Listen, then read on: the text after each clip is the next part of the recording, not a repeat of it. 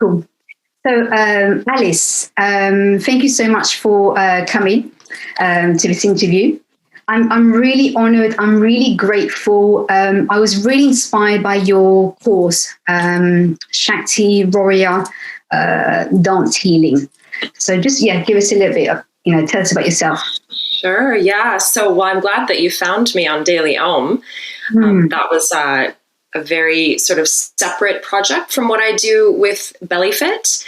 So, and the Daily Om course was sort of just a sort of mini introduction to what Bellyfit is. And we sort of created that course together with the Daily Om team and whatnot. But Bellyfit, my main focus is the business model is very similar to Zumba. So we train instructors all over the world. So there's no actual physical studio. I mean, I have a studio here on my property that we do Zoom classes and stuff. But we have certified instructors teaching in, I think it's like 20 or 25 countries at the moment. And so they certify with us. They pay us a monthly fee. We give them all their choreography, their music, their marketing materials, and they teach Bellyfit in their communities. Of course, all of that's been affected by COVID. And that's kind of another story. But essentially, Bellyfit is a 60-minute cardio dance fusion class. So belly dance, yoga, and fitness, blended all together with a very intentionally spiritual, holistic vibe to it, if you will. And what's most unique about it is that it's just for women. So it's very much designed for the female body and the female psyche and our anatomy, but also our our unique experience being in a female body. Yeah. Okay. That's great. That's brilliant. So what does the feminine power mean to you? That's a big question, isn't it? Well, to me, feminine power is all about the body. And that's probably why my dharma, my karma here on planet Earth this time around is all about the body. Because to me, the body is where our power is. As women, especially. Men as well. I mean, we all need to be in our bodies. But for me, if you're not in your body, and what does that even mean, being in your body? And we can get into that a little bit later if you want. But if you're not embodied, if you're not in your body, connected to your body, listening to your body, moving your body, getting to know your body throughout your life, and really understanding your unique physical experience, you can never really be truly connected to your power.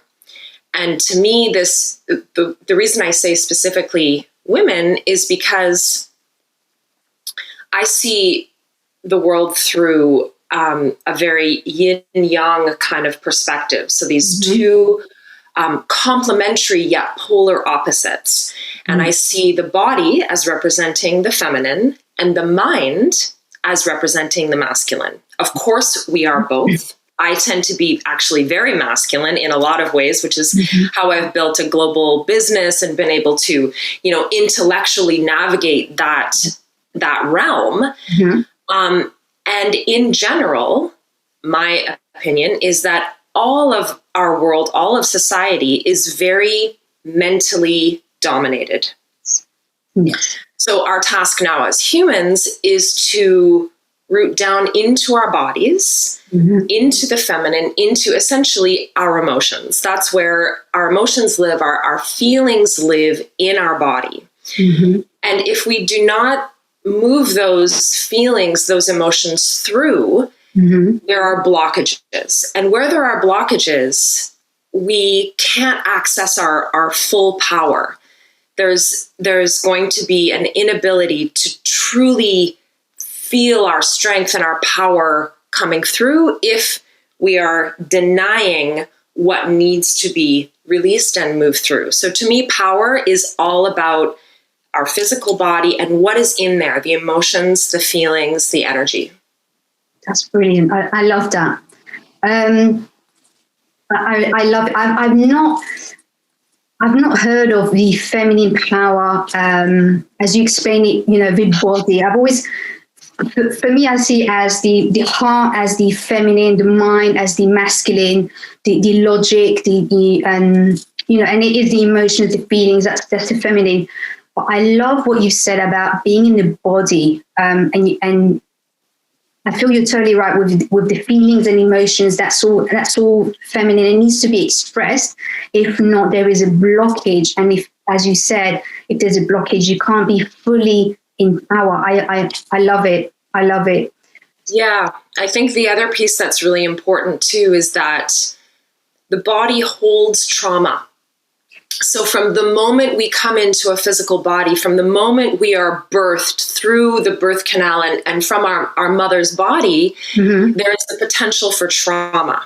Yeah. And I look at the world around me and I see a level of trauma that seems to be, I've only been on the planet for 47 years. I don't know what it was like, before, but it seems to me that we've reached sort of a critical breaking point of trauma, that we're holding so much pain and grief and loss in our bodies, men and women. I'm not just talking about women here.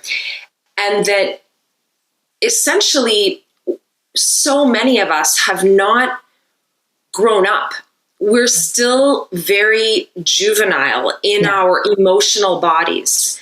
And so we're not autonomous. We're not sovereign. We are not functioning as, really evolved creatures, as evolved beings, because we're holding so much of this pain and trauma in our bodies. Why? Well, because it's painful to deal with. So instead of dealing with it, we deny it, we suppress it, we take a pill, we do whatever we can do to keep it from coming to the surface, because we're afraid of what's going to happen if that comes to the surface. And of course, we're carrying varying degrees of trauma depending on where we live in the world, depending on our experience as children, some of us much more than others. And it is, in fact, a great privilege to be able to process your trauma and to move that through. So everyone's having their own experience around that. Yeah. But it does seem like there's a critical mass, there's a critical point that we're reaching. And when you look at COVID,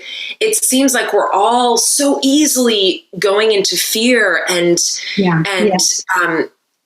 there's a whole lot to unpack there, but the trauma that we're all managing right now has really reached a critical point in our beings.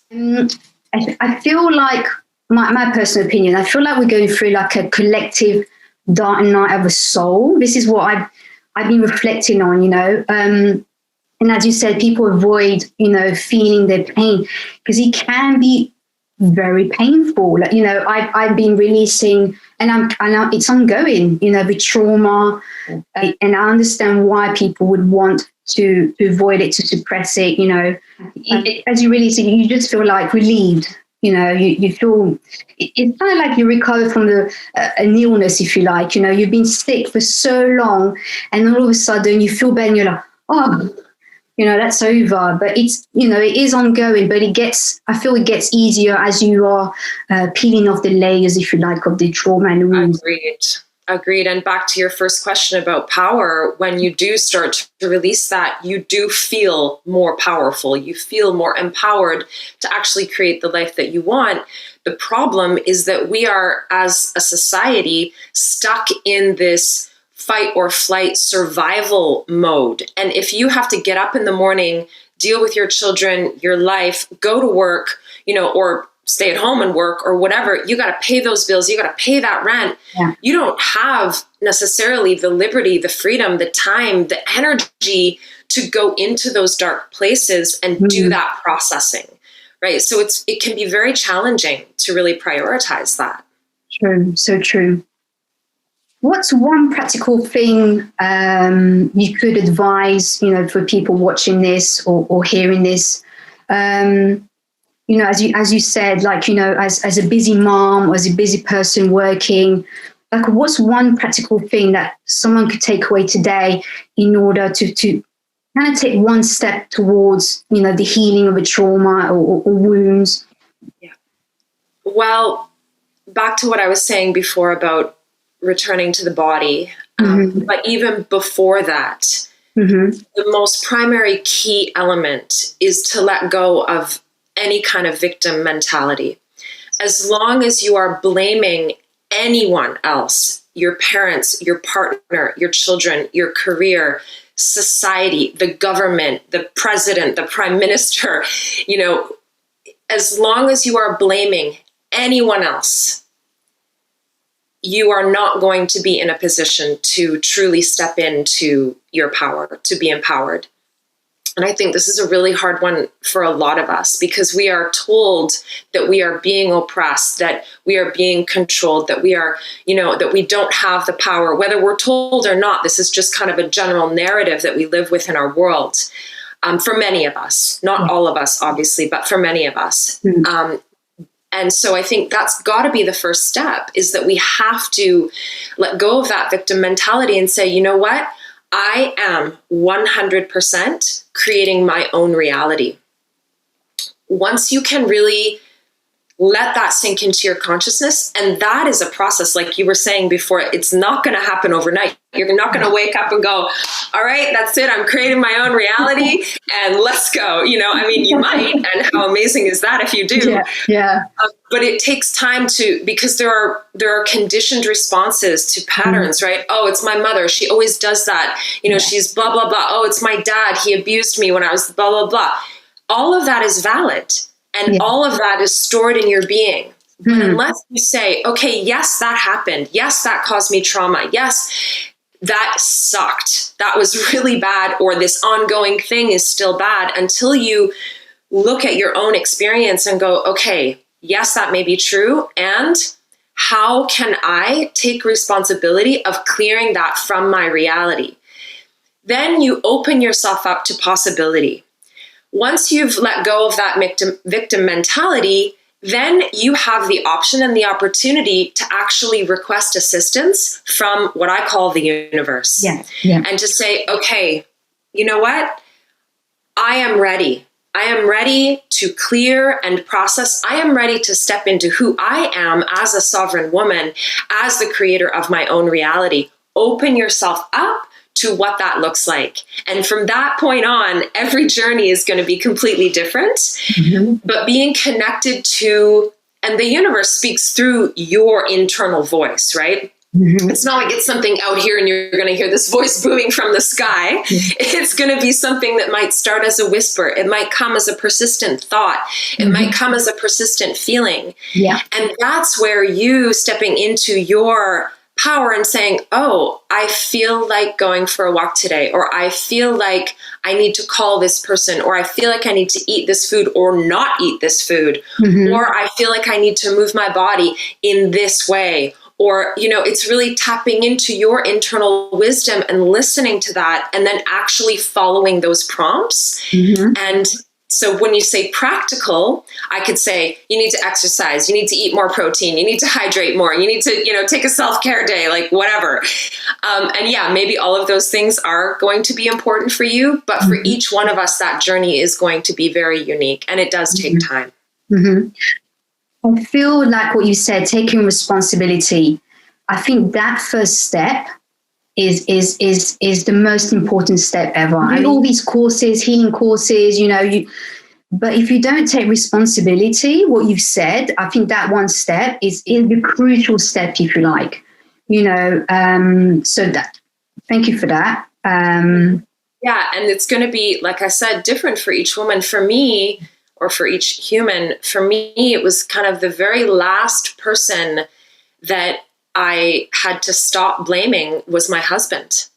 I went through the parent thing. I was like, okay, they did this to me when I was a kid, or, whatever. And I had a perfect, idyllic upbringing. I mean, I grew up in paradise, basically, river flowing by in a beautiful little village. I mean, I was born into literally paradise. And yet I still managed to blame my parents for this thing and that thing. When I finally let that go, and then it was, it was being a single mom, and I was on welfare, and my, the father of my daughter abused me, and I was traumatized by this experience and finally let that go.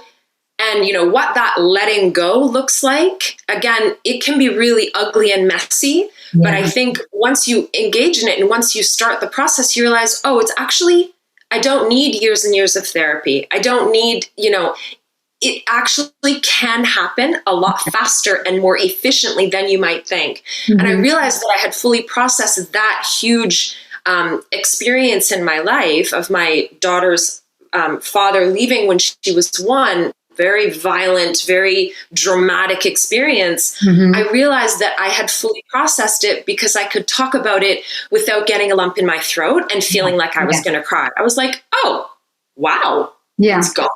Yeah. You know, and instead I feel energized by it and realized that I had processed that. And finally, the last person was my most beloved, my incredible husband, who is my best friend and just the most amazing man that has raised my daughter with me, built this global empire with me, and is just a divine human being. I was still blaming him. I still had a narrative going in the back of my mind that if I was experiencing some sort of insecurity, some sort of jealousy, some sort of you know, whatever it was, some sort of anxiety or whatever, you know, I was still blaming him to a certain degree. Mm-hmm. So that when I finally let that go, it was like, wow, super clear. And then things in my life, we bought a home, our business started, you know, because I was fully, things had really, and now not to say that other things don't, you know, it's an ongoing, you take on something and then you get into an experience of direct expression, which is a term that my father, the yogi philosopher, who's my personal guru, taught me about direct expression, where now you get to a state where you experience something, you experience an emotional charge and you instantly express it. So it doesn't get denied, it doesn't get suppressed, and you're in this sort of clear channel of expression. Some is harder than others to let go, and you realize days later, oh my God, that conversation I had with that person, I'm still holding that charge. Yes. And then it's your responsibility to figure out how you can release that. I love the direct expression. You know, there was some studies saying that in order to release an emotion, it takes about 90 seconds. You know, you kind of just sit. And I love the direct expression. I love that. And it is about releasing the emotion, you know, in the moment. Exactly. In the moment. And the thing is, we are not always comfortable with that. It might involve tears. Yeah. It might involve speaking in a louder voice. Yeah. It might involve some sort of physical shaking or something. And if you're in front of people when that is arising, it's not easy to allow that to come forward. And in fact, you might not want to release it or express it in the presence of others. It might be later that night or the next day when you're exercising or whatever it happens to be, when you'll have to do that. But I love what you said about the 90 seconds. It's so true. And I've heard that before, and I've been experimenting with that and going, okay, let's see if this is actually true.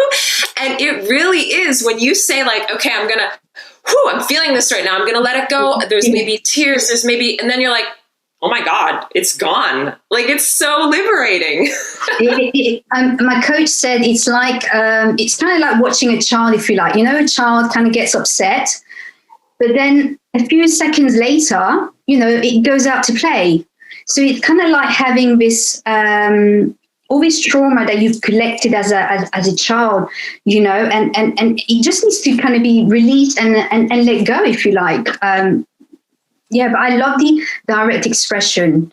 Like with the feminine energy, feminine power, would you say maybe for men and women, we've possibly been suppressed? You know, we've been taught to suppress the emotions, the feelings. We've been taught to suppress the feminine power. You know, for decades, for centuries. You know, going back to our ancestors. You know, because we live in this patriarchal system, so we've been conditioned to sort of suppress that feminine power. What are your thoughts on this? What are your... I would go even further to say that we have not actually been taught to suppress the feminine. I would say that our entire experience in this realm, in this dimension, in this virtual reality, as I see it, was actually created with a flaw. I see it as actually being created since the beginning of time, since original creation, that the feminine aspect of this particular world that we're living in was originally suppressed, that the world was created through consciousness, which is from the mind. And from that arose the polar opposite of that. This consciousness witnessed itself, and there arose the opposite, the yin of the yang. The yin arose, and the yang immediately said, oh, that's a feeling that doesn't actually feel good. I don't want to feel. I want to be in this samadhi, this bliss, this pure consciousness. But it wasn't complete without this other aspect. And so it right away, initially from the beginning, denied it. And our entire purpose on this, in this world, if you will, is to rebalance these two polar opposites, these two complementary, to unite them together. And that's where we are now. This sacred divine feminine, this sacred divine masculine. It's not about empowering one over the other. It's about the unification of the two. Exactly. And so I see the patriarchy. I don't blame the patriarchy for anything. In fact, I love the patriarchy. The patriarchy to me is a symptom of this original flaw, this original glitch in our creation system, if you will. So to me, where we're at right now is beautiful and amazing. And I'm just absolutely delighted that people are seeing the divine masculine, the divine feminine, and that there are so many opportunities for us to unite these two together, because that's where the ultimate power and magic happens. We are not complete on our own, and we will never be able to experience our full divinity as humans until this unification happens. And if you go back to the very beginning, which we can only guess because the history books, we know they've been written and filtered through the human mind. So we don't actually know what life was like on this planet from the very beginning. But we do know where we are now. And where we are now is not balanced. Our physical earth, our Gaia, our physical bodies are crying out for acknowledgement.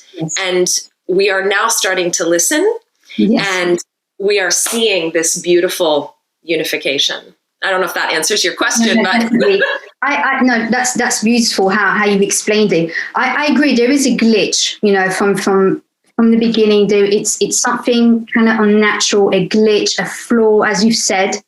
And I feel we're going from duality to trinity, unification. We were as one, we split into two, and then we're going back into one, but as trinity, unification. I agree with you. I agree with you with that flaw, that glitch in the beginning.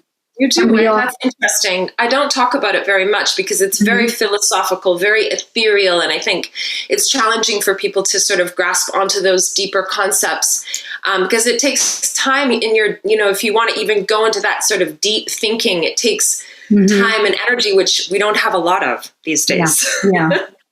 I like to contemplate a lot and you do. I love that. I love it.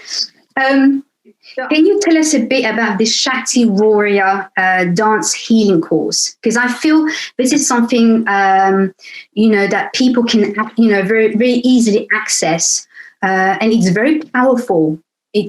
For me, it was a very powerful, and I felt some sort of unification as I was actually dancing, I felt the unification of masculine and feminine energy within my body. It was so because I like to people to know more about this. So can you tell us just a bit about this Shakti Warrior Dance healing course? Mm-hmm. Yeah, for sure. Well, yeah, so dailyom.com is where that lives. And it's, so as you know, it's 10, 20-minute workouts. And we use, the fitness language to really, to get as many people interested as possible. To me, this is not fitness at all. It is physical movement, but it is the physical manifestation, the physical expression of everything we've been talking here for the last few minutes, everything we've been talking about. So it's taking these ideas of moving energy through the body to essentially remove blockages of trauma, of pain, of grief, whatever it is that we're holding in our physical bodies, to use movement. And it's not just any movement. This is movement that, I come from a fitness yoga background and belly dance, of course. But to me, this movement is channeled. And I don't use that word lightly. I think there's a lot of people using that word of, I'm channeling information. That's great. Yeah. To me, this movement, it comes through my body. I don't sit there and go, I don't think about, okay, what movement do I want to do now? I put the music on and I have an intention of, if I want to clear energy from the hips, from the torso, from the ribs, from the shoulders, from the neck, from, whatever it is. And because I have a lot of experience in all kinds of movement, my body sort of knows what to do in order to access that energy. And so the movement in the Shakti Warrior Dance for Healing is very much that. It's an opportunity for us to go into our feminine body, to move in a way that is going to generate a certain current of energy in the body, which is Shakti.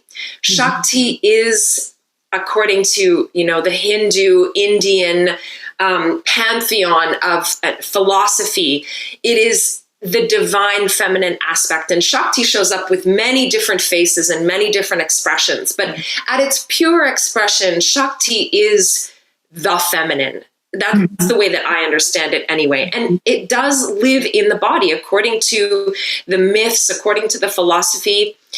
It lives in the base of our spine, coiled as a snake 3 times, that when we invite it, when we invoke it, and of course it's all myth. It's all, sorry, my video's glitching a little bit. Hopefully it's going to be okay. Oh yeah, fine. So when we invite this Kundalini, this Shakti Kundalini, this feminine sacred source energy to spiral and rise up the spine, the theory, the idea is that it moves through the energy centers, the chakras in the body, from the root, the 7 energy centers, up to the crown. And as she spirals up, she moves energy through. And if we move our bodies and really encourage this energy, and it's not like, the snake is going to rise one time up and boom, I'm enlightened, I'm clear. It doesn't work like that. It's an ongoing rising, spiraling of energy from root to crown, crown to root. And we have this spiraling energy, all of us, men and women, in our bodies, whether you call it Shakti. If you don't subscribe to these sort of more Indian, Hindu, yoga inspired philosophies, it doesn't matter. This energy is still in our bodies. So the Shakti Warrior Dance for Healing was all about tapping into that energy, acknowledging it, inviting it, and invoking it to rise through the body, to at least start the process of healing maybe deep wounds that may be there, or maybe not so deep wounds, whatever it is, but to allow that process to at least begin. I love that. And where could people find you? Where do you have a website? Are you on social media? Yeah, people they can go to Daily Om and get the course. It's like $20 for all 10 lessons. So super amazing deal. Bellyfit.com, that's my main business. So there's lots of videos available there. We're on YouTube, we're on Instagram, The Bellyfit Life. I'm on Instagram, Miss Alice B, and Facebook, Bellyfit International. Just Google Bellyfit and you'll find us. Wow. Alice, thank you so much. It has been a privilege, and I'm so grateful. You've given us a lot of insight, a lot of ideas, and there's a lot of value, what we talked about today. So thank you so much. My pleasure. Thank you.